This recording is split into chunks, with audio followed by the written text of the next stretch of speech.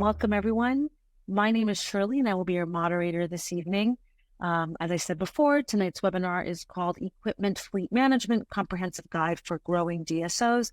I'm really excited to welcome Janesh Patel, co-founder and CEO of Uptime Health, as well as Nikki Dean, the sales director at Uptime Health.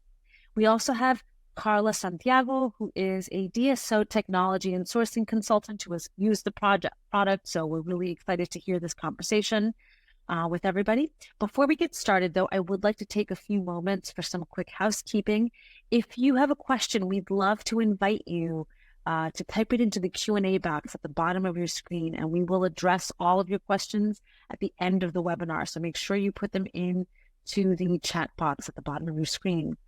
CE is not available for this webinar, but we will be getting started now. So I want to welcome Janesh, Nikki, and Carla for what will be a really interesting conversation. So take it away. Thank you. Good to meet everybody, and pleasure being here. I'm going to be driving some slides, and so you might see, myself, Nikki, or Carla chime in any aspect of our presentation. The idea is obviously we want to talk about what we're doing at Uptime Health and how we're working with Henry Schein to do that as well.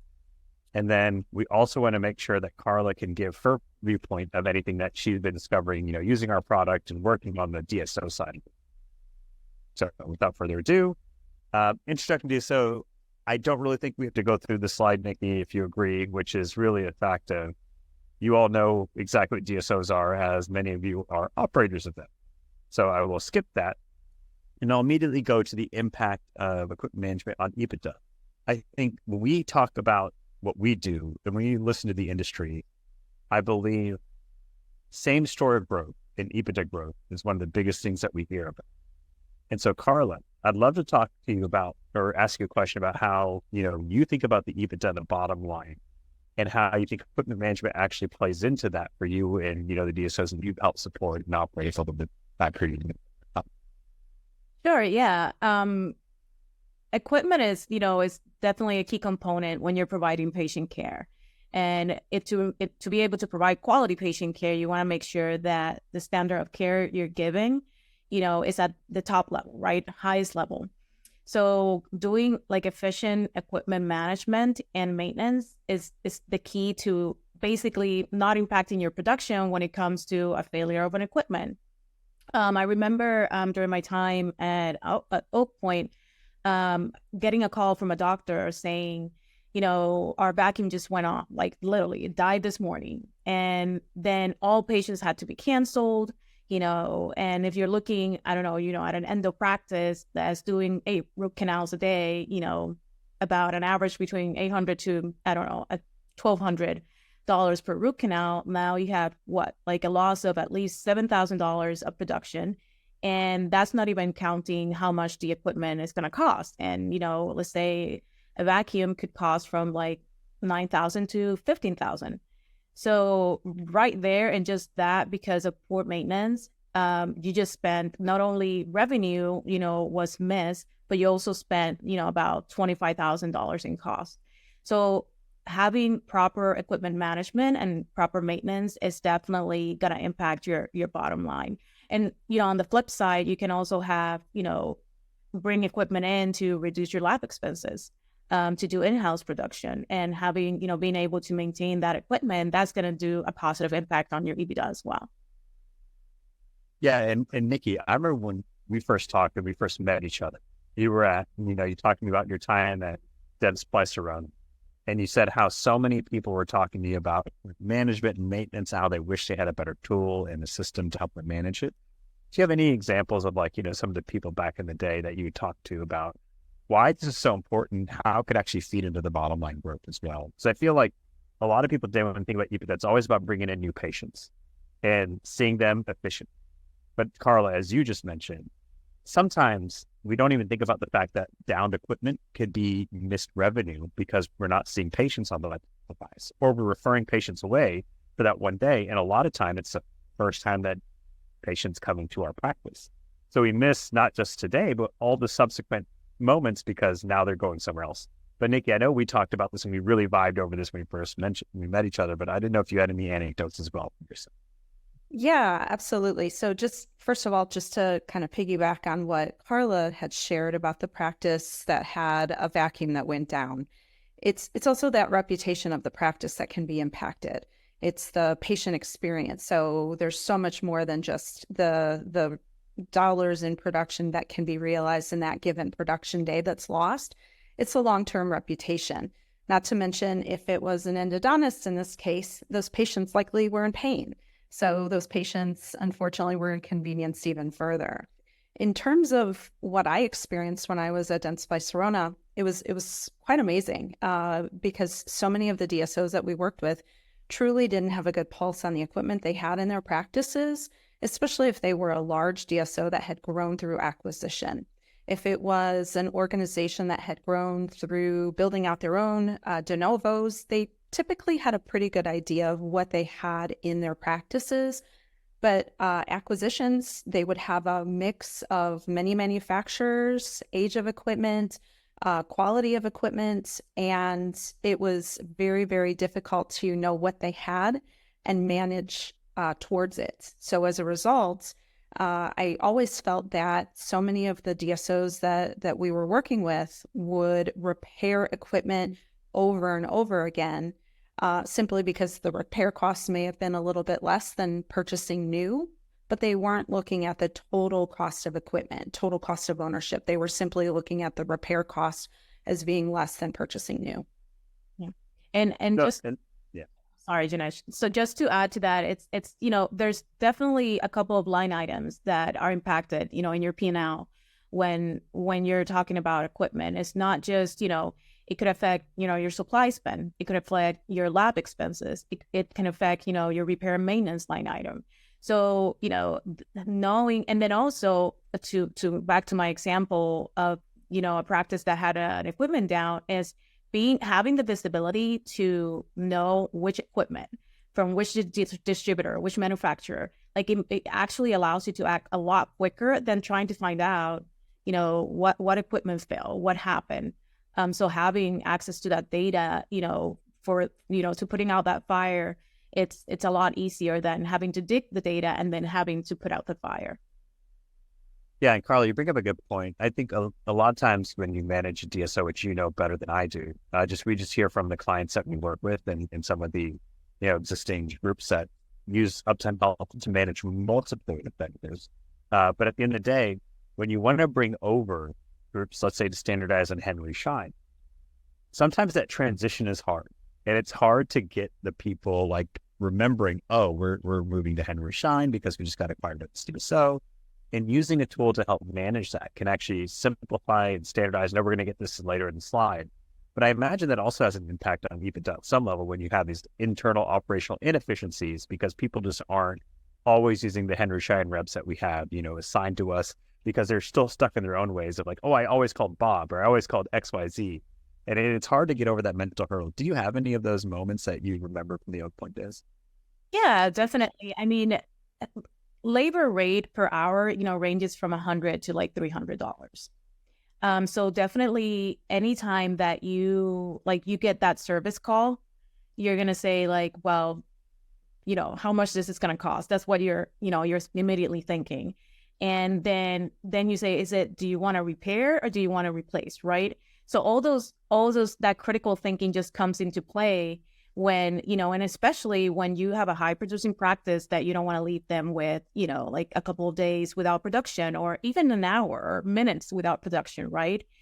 So we definitely had, we had very healthy practices at Oak Point, and we definitely dedicated a lot of time in investing in equipment and repairing because we knew the importance of, having, a standard of care, the highest quality through equipment as well. So I think, you're definitely going to see service is a big, huge cost. And if you don't track it or give the maintenance that the equipment need, then those costs are just going to continue to pile up. And yet again, hit your EBITDA, your P&L, and then your EBITDA just continues to reduce. Yeah. And that's kind of one of the things I wanted to bring up next, which is going back to our genesis. So what we've developed at Uptime Health is a way to manage equipment through software. I know we partnered with Schein here to help provide the software solution to all of their clients and all their portfolios with better and better integrations. But just to give everyone an idea of like why we built Uptime Health, I came from the medical world. I used to manage the health system and all of their equipment throughout the entire organization. So we're talking, 13, 14 massive 600-bed inpatient hospitals where we had over $500 million in capital equipment. And it was always about how do you keep that up and running, the quality of the equipment high, the cost of ownership low. It's that perfect balance that you're always in. And the reason it was such an important part of the entire organization, Carla, to your point, a lot of this time we think about equipment as maybe a side effect of what we have to do. We just have to always make sure it's running and operating, and hopefully we can take care of patients. But if you take one step back and you realize, well, without the equipment, I can't actually take care of my patients, because there's hardly any procedures involved today that don't require any instruments at all. So when they started looking at that lens, equipment management became so important to our infrastructure that they created departments, budgets. We had our own in-house team of technicians, as well as a slew of outside vendors that we used. And that was one of the reasons where I became very passionate about equipment care, is I saw myself as part of the patient care journey. If I was keeping the equipment up and running, the patients won, the doctors won, everyone was happy. I always use the analogy of when you start your car in the morning, you expect to turn the key in it to start. The moment it doesn't is the moment your day is ruined. Mm-hmm. And that is the same moment you see in the dental office with any of the equipment that you expect to start work as soon as you touch that button or as soon as you start using it. And the moment it doesn't, your day is shot. You're starting to figure out, what are my workarounds? Where should I go? When am I going to get all these patients? So when Uptime Health was founded, it was really to create a world where I could automate myself as the clinical engineering director. I didn't want everyone to have to hire me to be in-house in the offices at smaller locations. It just didn't make sense financially, or even, from our own education, a lot of the things that we knew just didn't make sense to the smaller office environment. But if we could turnkey as much as I could into a product where I could tell people what they own, how to manage what they own, how to connect to the people that could repair anything that's broken, and how to help inform them when it makes sense to replace things instead of repair things. That's why we built Uptime. And that's one of the reasons what we think leveraging equipment management software is the right way for DSOs to continue to scale in the new world. As we just mentioned on the last slide, EBITDA growth and creating operational efficiencies is a lot of the reason DSOs exist. They're here for leveraging the power of the buyer. Having a tool that helps you do that on the equipment side is something that's always been missing without our solution. And that's one of the reasons we're excited to partner with Uptime Health, partner with Schein about our tool. But Carla, I wanted to see what you thought about when you started deploying Uptime Health in the Oak Point environment, how you saw leveraging this as like something that you thought was a must-have. Yeah, we tested it, in a couple of locations. And just by doing that, I could see the immediate impact it would do on a practice. I could see what equipment was at each location, the quantity, manufacturer, the life of the equipment. I could see potential cost of repairs. I could see, repairs cost, in the repairs dashboard. And there was so much information that I was able to access just by having the platform than, for example, me having to go to a practice and boots on the ground and then trying to figure out, well, what kind of equipment do we have? Sometimes I would get a call from, let's say, I was trying to procure, a CBCT. And the first thing that the vendor is going to ask you, like, well, what manufacturers, what brand of CBCTs does your DSO use? And you don't want to be the person on the other end of the phone saying, like, I don't know. So knowing immediately, like, well, yes, we use, we use Blameka, or we use, Carestream, or, whatever manufacturing, right? And immediately I could say, okay, now I can leverage my economies of scale, because I can say, okay, I already know which manufacturers I use, and I see that there's redundancy, or there's a pattern of the different ones that I already use the footprint. So it definitely, from a procurement standpoint, it helped a lot. From projecting budget, It was, we would do annual budget meetings, and I could immediately say, okay, this is how much capital equipment we're going to need, budget we're going to need for next year.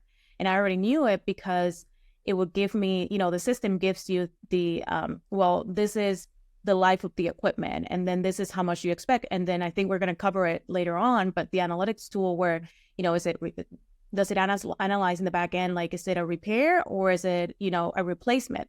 So you always have to do the critical thinking, but just having the tool where it just provides you the overall data for you to make those critical thinkings and those strategic decisions, like it's a game changer. Yeah, and Carla, you hit on this perfectly, which is one of the things that we always struggled with when we would manage a lot of urgent cares and outpatient, locations for our health system. A lot of times, things like even as simple as tracking warranty expiration. Oh my gosh, yes. Don't even get me started. They just didn't do it. And half the time I would say, guys, do you know that was just repaired and that repair was under warranty? Or we just bought that thing and it has a 3-year warranty, but yet we're calling somebody out. So like having places to see this information in real time whenever the decision maker seeing who's going to request that repair versus the person who, at a big health system, you weren't always that person at the outpatient clinics. They would just do it because they just didn't know any better. And it wasn't their fault. They just didn't have the information at their fingertips. So having a tool that also allows you to do that can save you cost when you don't need to actually be paying for something. It's easier to grab the phone and call a service technician than like, do we have warranty on this equipment? Do we don't have warranty? That will be my first question when somebody called me like, CVCT went down. And I'm like, this is a brand new CVCT. And I can see it because I can see where we say we purchased it X date, right? And I said, are we under warranty? And they're like, well, we already called the technician. And I'm like, well, guess what? Like, you're going to have to on-call the technician because we are under warranty. So having that repository of documents, like just in one place, again, like it really helps. And it goes back yet again to that P&L and your bottom line, right? Like all the things, all the money that you're saving just by having the overall visibility and everything in just one place. The same thing with like providing maintenance to equipment. Like you have to see equipment as, like people. Like you, in order for them to have a long life, you have to provide maintenance, you have to do preventive, decisions, you have to change their filter, you have to, monitor, with something like the little light bulb or whatever. Every equipment has a different life expectancy. But with that life expectancy, there's different things like when your doctor tells you, well, don't smoke or don't do this or don't, eat well, eat fiber, whatever, all the things that they tell you. It's the same thing with equipment. So you being able to track that in a tool like Uptime, it allows you, again, going back to those dollars, it allows you to say, well, I can definitely prolong the life of this equipment just by, keeping track of that maintenance. Yeah. And I think that was the biggest struggle that we had, even when we were building this product at the beginning, is there was always 2 different worlds before Uptime Health. It was, what is the technician doing? Like meaning repair, somebody has to come in with a wrench to really fix something, like an external person is the expert. And there's also things that are chair side expertise, like who's doing the calibrations, who's changing those filters, who's doing the things that could be done in the office. And those are always held in 2 separate repositories. One was a physical binder next to the product that says, here's what I'm doing to this product. And another one was in a work order management system for the repair technician, which is, what am I replacing? What am I repairing? Am I doing the planned maintenances? Well, what people forget is it's both those things combined that actually tell you how this equipment's longevity is going to be affected. Am I doing the chair side things and am I doing the repair stuff? Because that's going to increase the life of my equipment at least 20%. All the data in the world says that is the actual result on the ROI of doing better hygiene on your stuff. And I think that's the thing that people miss because they just can't monitor it in the same place. Luckily, we built the product to do that. Hey, Nikki, I remember the first time that we met and you were talking to me about, what is Uptime Health? And I told you what we did. And you're like, there are so many of my clients that have been asking for a tool like this. Can you talk about like some of those experiences and like what they're really asking for when they were talking to you about like, why does this not exist? Why don't you have it that you can sell? Yeah, absolutely. I would say it goes back to the visibility of knowing what is out there in terms of assets, the age, the repair history was the biggest selling point that I saw when I decided to join the team. Simply having that repair history, to Carla's point that she made earlier, where service techs were being called on warrantied equipment. So there was unnecessary spend on service technicians that were coming out when in reality it would have been an under warranty repair had it been processed in the proper fashion. So I think there's significant value from not only a leadership perspective of having that visibility of all of that equipment, but also from a practice level. Carla, I'd love to hear what your experience was with your office managers, your practice managers that were utilizing Uptime Health. Did they find it as helpful and useful as you did in a leadership position? Yeah, they definitely did. And, obviously, you're adding a software, so they have to, like anything else, change management, they have to get used to the software, the learning curve. But, I have to say with Uptime, learning curve was really like very easy. I mean, it's a very user-friendly platform. But I think, one of the areas and one of the services features that they loved the most was being able to just submit a service request, not having to even pick up the phone, and then being able to track the progress of that service request right there on the platform. And I think that, and I know it because I would go in and I could see the entire conversation, and I could see, well, them following up and say, hey, I haven't heard from the technician, or hey, your technician was here, or what's the status? So that communication, I think it definitely gives them like that buffer, that support, that they need, and they feel like, okay, somebody's working on this, or I don't have to. It takes me literally like 2 minutes to submit a service request through the platform than having to wait on hold. Or what if you don't find the technician? What if nobody answers the phone? Or what if you're sending an email to support and then you have to wait for that email to get back to you?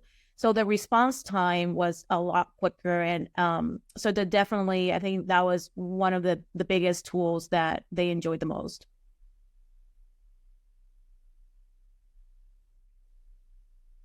Sorry about that. Yeah, no, thank you, Carla, for sharing that. The next thing I want to go into is about the integrations and new acquisitions and how Uptime Health has supported groups that are growing and expanding DSOs.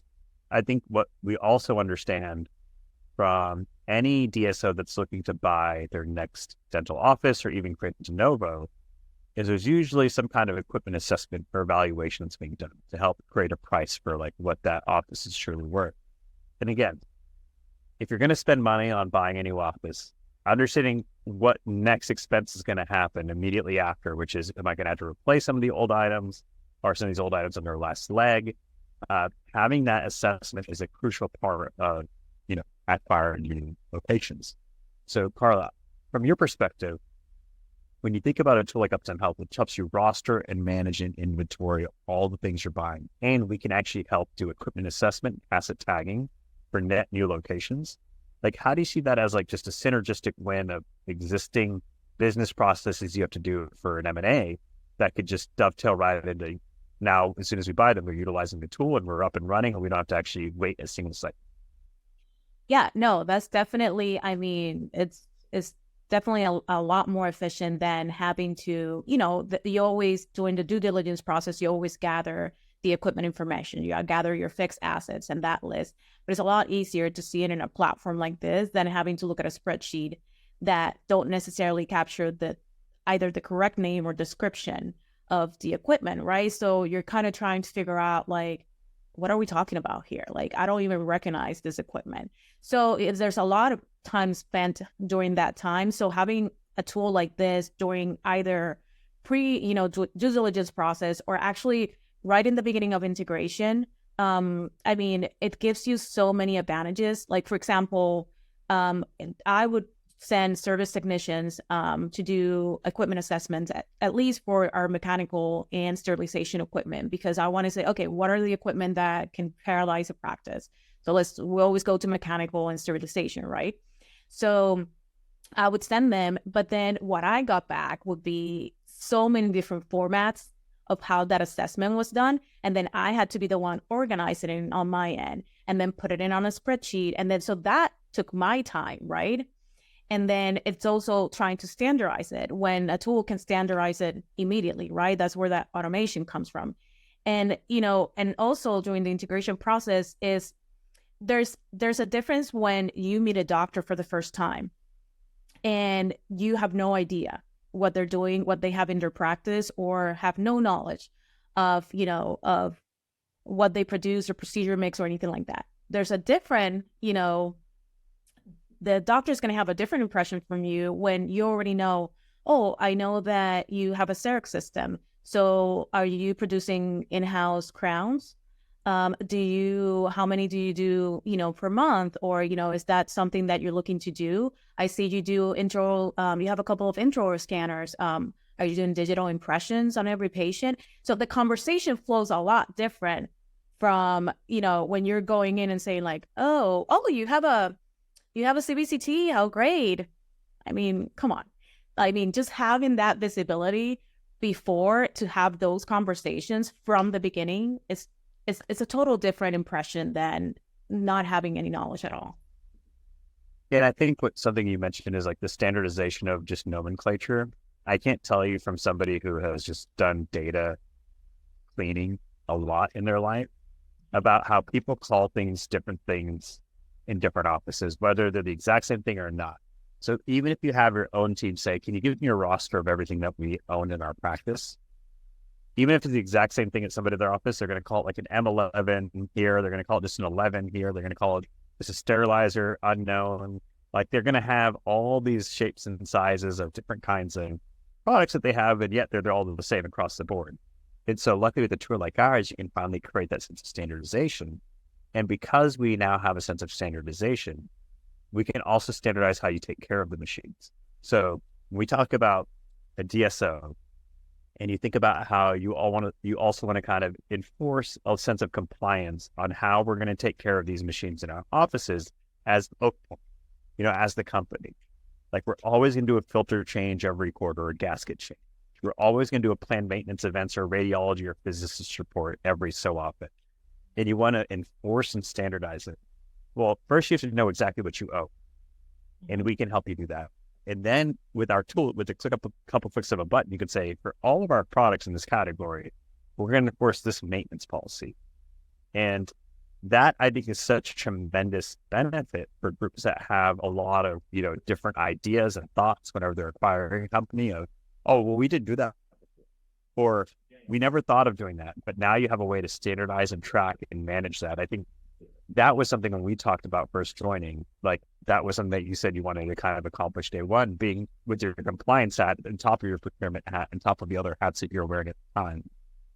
And Nikki, I don't know if it seems like you have something to say, but I want to go to you to see what you have. Yeah, I was just going to touch on the accountability aspect. That is such an important piece of this entire puzzle, is that, if you have a DSO and you have 30, 40, 50, 100 locations, it's really, really difficult to actually manage and ensure that everyone is doing what they need to do when they need to do it. And there isn't that granular visibility. So with Uptime Health, what we're showing on the screen right now is a task list where you can actually assign out specific preventive tasks, and you can establish different a variable cadence on when those tasks should be completed. But then from a leadership perspective, there is that higher level of accountability because there's visibility. No, I totally agree, Nikki, because when we tested the locations, the ones that were using it, I could immediately go see like what percentage of compliance they were at. And so I knew I could see, tasks that were not being completed, or tasks that, either were completely pushed aside or just basically overdue. And I could see practices that were 100% compliant all the time, and then I think, especially when it comes to compliance and OSHA and HIPAA and all these different regulations, having the platform where it says, you're, especially in infection control, you're flushing the lines, you're maintaining your autoclave, you're keeping those sterilization logs, having all those tasks in one place. And then at all point we established about 95% compliance, 95 to 100%. We wanted everybody to be in that level. And I remember during my time at UNC dental school, it was the same. We were obviously very focused on that. So I could immediately see, okay, well, this one is in the yellow, this one is in the green, this one is in the red. So what do I need to do? Do they need more help? Do they need help understanding the platform? Is it something it can, maybe it's not user related, right? Maybe it's, we need to replace this equipment. This equipment just, it's time for replacing it. So definitely the compliance piece and the to-dos and the tasks, it was a big component, understanding what was happening at the practice. Yeah, and Carl, the one other thing we talked about was whenever somebody gets fired, right? Like at the end of the day, it's a dentist who's probably giving up their livelihood and pushing all their passion to something else, and they're kind of having a little bit of a mental payday.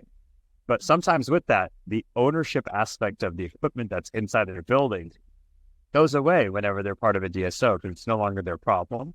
They've sold that asset to you guys. And I think having a way to enforce the maintenance and the hygiene of the equipment, once they're part of a DSO and they lose that affinity to the equipment itself, because it's no longer their day-to-day, their bread and butter they're worrying about, sometimes gets lost in the translation. So I think one thing that we were talking about is just keeping people accountable to Nikki's point, but also letting people know, like, here's what we're going to do because now you're part of Oak Point. And here's why we're going to do it, because it's the best practice for the clients, for the actual patients, for our product, and for just making sure anytime somebody comes in our office, the machines are always up and running. Right. And that was the true, that was the goal at all times. It was, we're going to provide as a DSO, the main support in making sure that you have, like I mentioned before, the best equipment at your practice. But there's also that component, that accountability or responsibility of the practice to making sure that if that investment was done, to make sure that they do what they have to do on their end. And when it comes to maintenance, to, again, for that equipment to continue to be healthy. If you think about it, you talked earlier about the patient experience, right? From the moment that you go into a practice, you're in, like, there's equipment, whether it's the non-clinical or clinical, the computer, then you go to get your x-ray. So it's your x-ray machine. Then you go and sit on a dental chair. Then if you're, getting a cleaning, you might use a Cavitron. And then, it's like you're literally at the entire patient process, like you are using clinical equipment. And so, like really investing time and making sure that that equipment continues to be healthy and tracking it, it's really important. And that kind of goes us to like the tracking side. So one of the things that Uptime Health can do with, their partnership with Schein is utilize all of the data you push through our product to help you make these decisions. So when we think about, if we can help you understand what you owe, we can tell you how old it is because we're tracking, purchase year or manufacturer in our product, even down to the serial number. We can talk to you about, like, what did you pay for it? Because we're working with Henry Schein to say, what did you purchase this from Henry Schein for? And we can use all these data points because it's flowing through our product. So how much is it depreciated? How much is your last service event? How frequently are you servicing the machine? And using a tool like ours, you can actually use the data, because now it's in a single place, to help inform decision, where you can say what makes sense to repair versus replace, and using unbiased third-party analytics from people like me who are experts in maintenance, repair, and hygiene. And so one of the things, Carl, I just want to ask you is, when you had those decisions of maybe repair seemed a little more expensive than you thought it would be, like, how did you make those decisions prior to Uptime Health about what would make sense to replace versus repair? And like, what was your thought process, and what were the kinds of products you used before, we existed? Before Uptime, a lot of spreadsheets or paper or my brain. So obviously some cannot be reliable at times. But I think, definitely I remember, receiving calls about, this panoramic has been repaired 3 times or 4 times. And, the next repair is going to be about $3,000 or $3,000 to $5,000. And so, immediately I would ask, well, what was the year of this equipment? Like, how long have you had it? I mean, if this had this many reports, and then it's funny because then I would then call the service technician and then ask him to give me or her to give me a report on the, the life of the equipment. So it was a lot of time that was consumed just on one action, right? On one call. And then I would say, that's where I said that critical thinking and said, well, this is how much this is going to cost, a new equipment, or versus how much this is going to, the repair is going to cost. But again, it's a lot in your brain and a lot on paper, and having a tool that just spits it out. And then you do the critical thinking without having to like dig into formularies or call Henry Schein and say, hey, can you remind me how much this equipment costs? Because I think I might have to replace. So, there's so much time that goes into it that just having the tool to give us that information, doing like the grunt work so that you can make, a base, like a critical thinking and evidence-based decision. I think it's definitely a game changer. Yeah, Carla, I think you hit the nail on the head just now with evidence-based, because for so many years, individuals in your position or your previous position with Oak Point would try as best as they could to make good decisions around when to repair, when to replace. But with our predictive analytics, what we're actually doing is we're looking at the original purchase price, the age, the repair history, and of the device in question. But we're also looking at, let's say it's a mid-mark autoplay, for example. We would also be looking at the same model number for all of those model numbers that are logged on the Uptime Health platform and aggregating that data. So there's a larger data set that we're looking at to help our customers make those better informed decisions around equipment purchasing. Yeah, no, and that's to me, like I said, that's the evidence base. That's the biggest like homework to do, because I'm not going to have access, whether I was at Oak Point or another location. Like, I'm not going to have the amount of access to that data that you guys have. And then obviously, like, it's the system is basically telling me, like, this is what we suggest based on this data pool, right? And then I'm going to say, well, I'm going to trust the system because they're looking at all this data, right? And they're trying to give me, it's not a done deal, right? That's why I go back to the critical thinking, but it's like, this is how I'm going to guide you in making this decision that you have to make. Ultimately you decide whether you want to repair or replace, but they did the entire research. The system did the research so that you can have the information in front of you. And I remember getting a call about, gosh, I will get so many calls. A call about it was again, radiology equipment is one of the biggest ones as well, aside from mechanical and sterilization. Radiology equipment is key, and whether it's a handheld unit, panoramic, CBCT, and these are very expensive equipment, and so you don't want to treat them lightly. You want to make sure that you provide maintenance. So I would, for example, if a budget meeting was coming up, I would definitely look at an analytics tool and say, well, the system is telling me that potentially I'm going to have to replace this amount of sterilizers, or this amount of, maybe I may have, 3 upcoming, CBCTs that are up for replacement. So, it definitely just gives me the data to just continue to make my job smarter and a lot more efficient. Yeah, and both of you guys hit on something that I think is really important, because again, it definitely impacted us in the medical world, which is you think about not just the data you have, an ecosystem at Oak Point back in the day, Carla, but it's like we now can tell you how does that benchmark against other equipment that other people own. So is my stuff actually failing more than it should? Like on average, this thing fails 4 times every 5 years. For some reason in my environment, it's failing 5 or 7 or 8 times. Like, what gives? So we have that kind of analytics that nobody else has. In fact, Uptime Health has the largest data set in the world that can actually utilize to predict these items. And that's why we're so unique in what we do. And why we're super excited about the Henry Schein partnership is we can also utilize their data at the same time to further improve those analytics.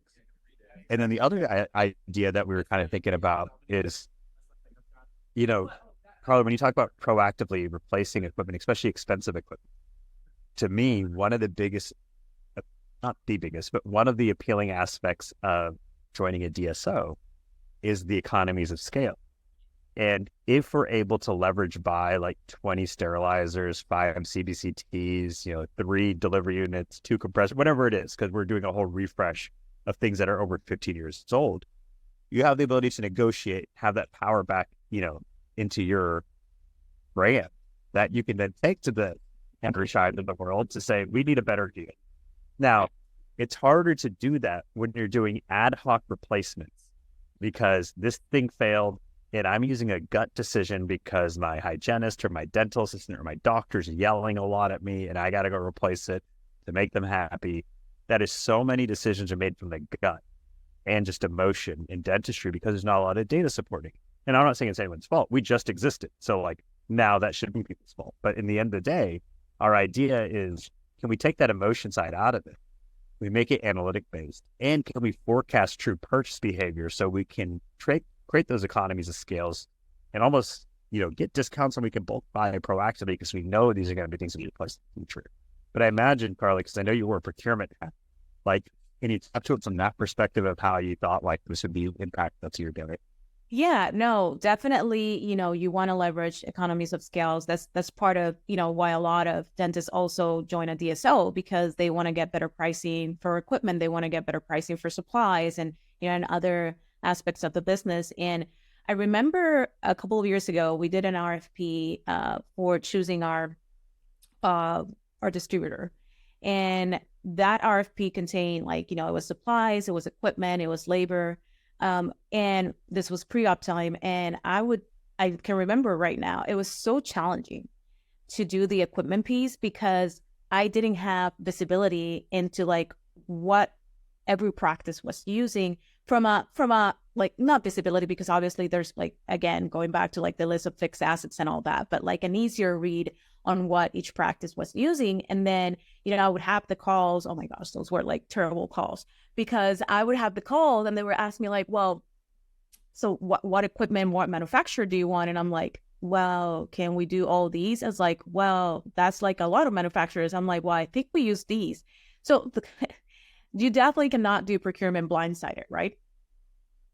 So now, when you have a tool like this and you can see, well, I know that predominantly these are the manufacturers that are used across our footprint. So I can definitely do a lot, an RFP that is a lot smarter than say, I just want these top 5 manufacturers. I don't want to see anything else, please. So the bid process becomes a lot easier. And then they can also leverage and say, you know what, all these other ones, I think, we can talk to the doctors and say, we're going to replace with this brand. And then again, those economies of scale continue to be added. But it's just, if you don't have that data, like I said, you're completely doing procurement blindsided. Carla, did you feel that you were able to use the platform to guide your offices towards more reliable manufacturers because you had the data and analytics around equipment that maybe went down more frequently versus other manufacturers? Yeah, I for example, if sometimes I will get a call about well, we're about to buy, a sterilizer. What brand do you recommend?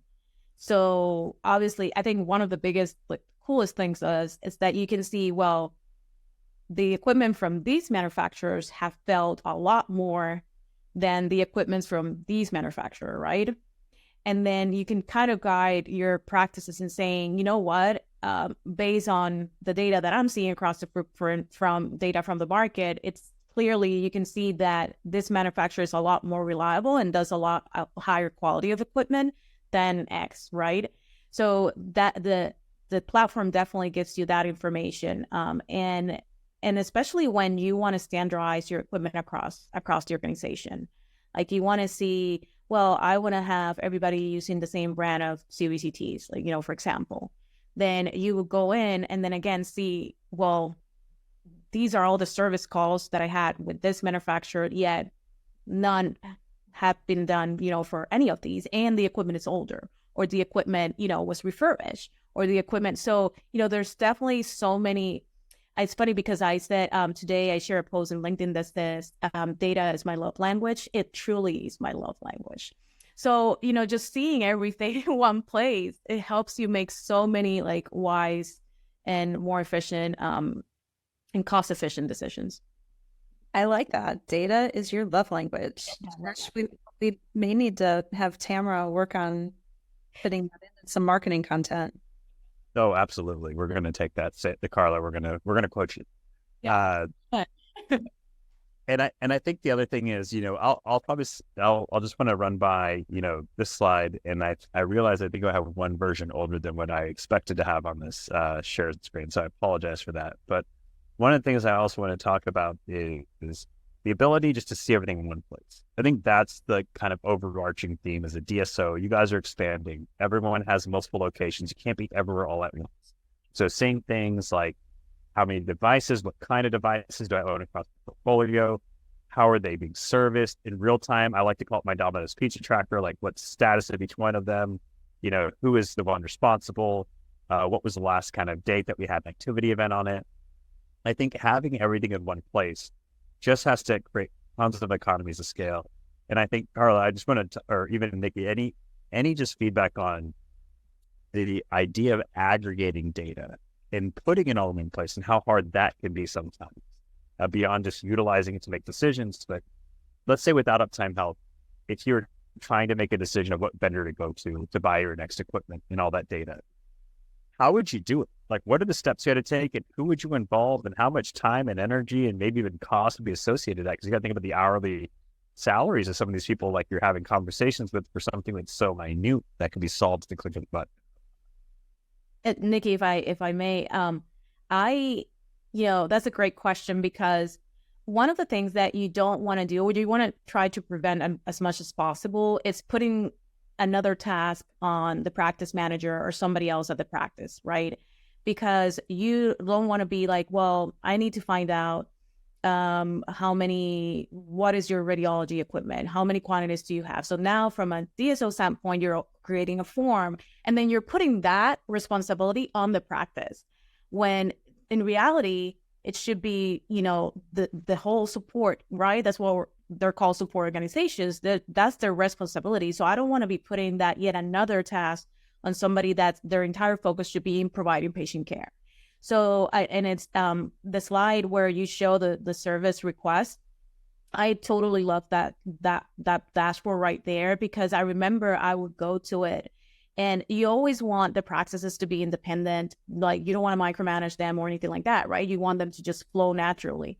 But you also, as a DSO, you want to make sure that they know that you're supporting them, whether it's, from, an email, or sometimes they will get stuck on a call, and they will call me and say, Carla, can you push it forward? So you always want to let them know that in the back end, you're there to support. So I would go to this tool right here, and I would start seeing, like, let's say device status down, and I would see the date when it was down. And then I would start looking at the chat and say, well, was the service technician responded, or was it like the practice that did not respond? And sometimes I would see that the practice had been doing the follow-up, but then the decision or whatever action was not being, from the service technician. So I would immediately go into the chat and start writing, like, what are next steps on this equipment?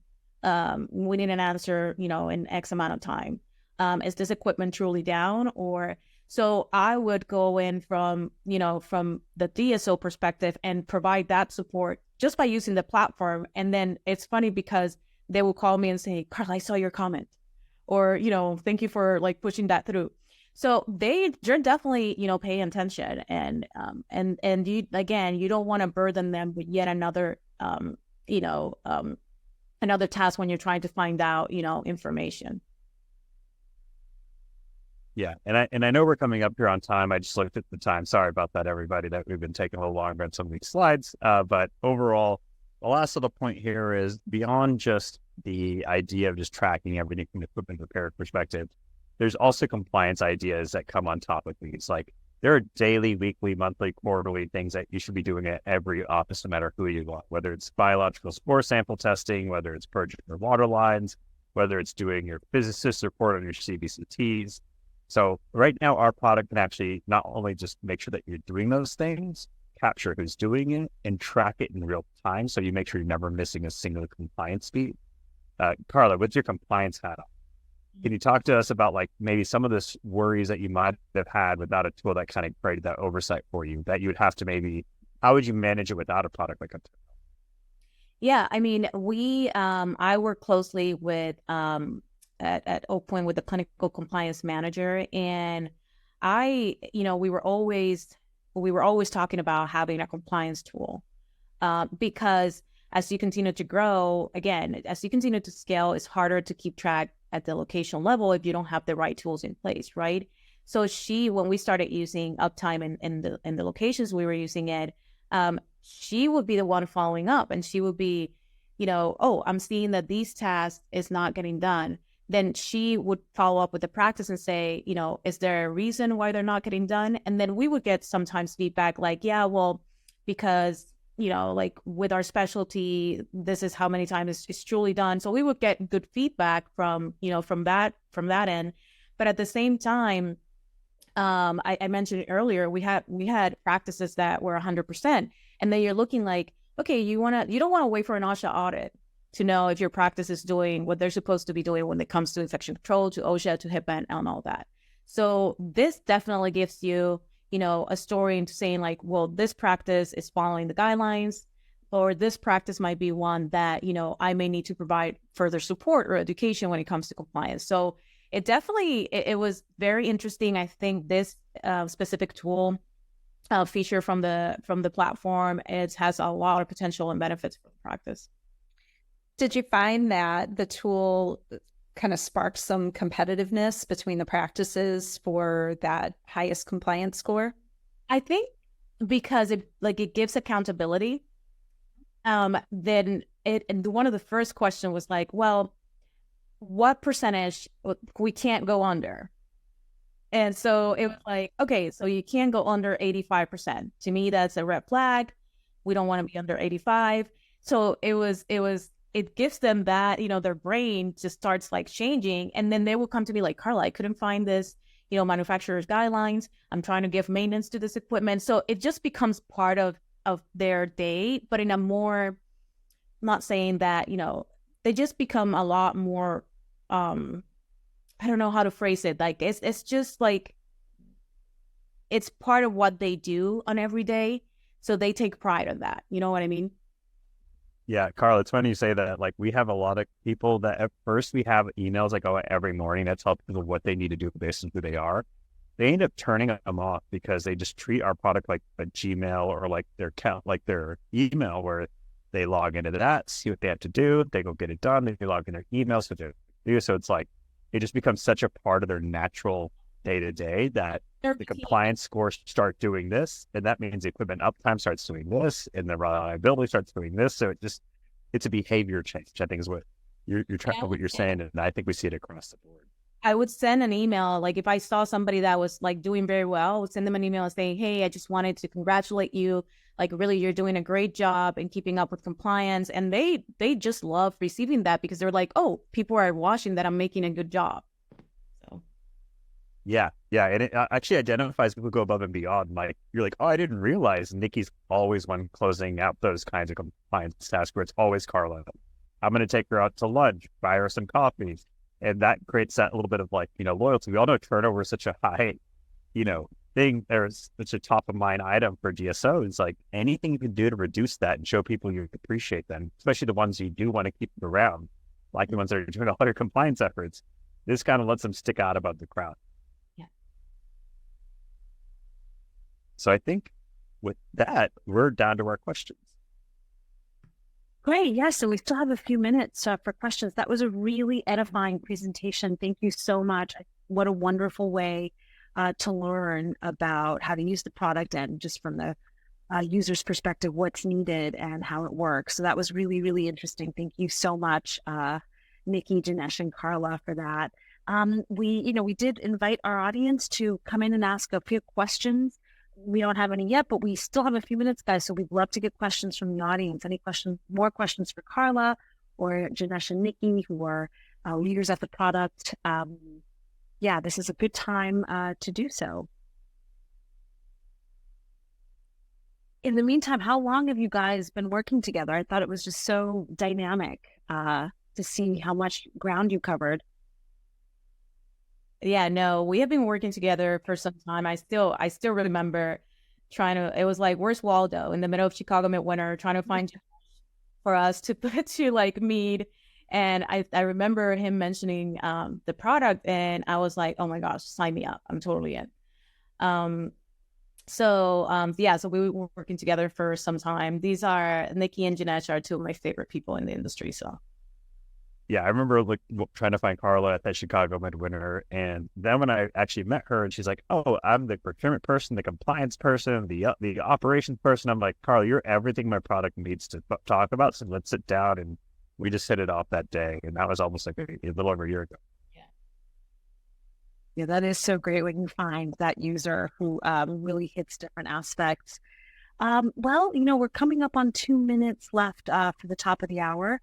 So unless there's anything else, any other shout outs, or how do we get in touch with you? Any other information that you'd love to impart before we go? This is a good moment to do so. Nikki or Janesh? Yeah. I'll let Nikki take this one. Well, actually, it looks like we do have a question. Carla mentioned the competition between offices. Do the offices like to compete with each other when it comes to these KPIs? I wouldn't say compete, but I would say that you create this sense of responsibility. And also, you like a lot of practices, we start to incentivize them when it comes to compliance. So they get incentivized with, with production and other KPIs related more to the production side, but incentivizing them in compliance, that also drives a lot better accountability. And again, it gives them like that motivation to do better. And then obviously, if you have a group practice within that has like one has 80-something% and the other one's 100, they're going to be like, oh wait, like no, we cannot have that. Yeah. And actually, Carla, the thing that we've seen is either from your group or a couple other ones as well, is like sometimes they don't realize people don't know some of the stuff that they need to know. And it creates a great education moment where, it's a lot of new people, a lot of new staff sometimes like, oh, we don't realize that we have to do that here. And then they go and they find out because you can identify it sooner. And then it becomes something that you easily monitor and reward those people, and creates that little sense of competition. It's like, we're always 100% on our score standards. We're always 100% on our, filter changes. And I do like how that kind of creates a little bit of gamification of compliance, which helps us all out as patients. Yeah. Well, I want to thank you again all so much for being with us tonight. Thank you, Janesh, Nikki, Carla, for a wonderful presentation. And thank you, everyone else, for joining us this evening. We did record tonight's webinar, and we'll be emailing the recording out sometime in the next week to everyone who registered. We would appreciate your feedback via our survey that's going to pop up shortly on your screens. Thank you again for being with us tonight, and we look forward to seeing you on a future webinar. Thank you, guys. Have a great night. Everyone. Bye. Everyone. Really, really cool. Thank you, guys. Bye. Bye.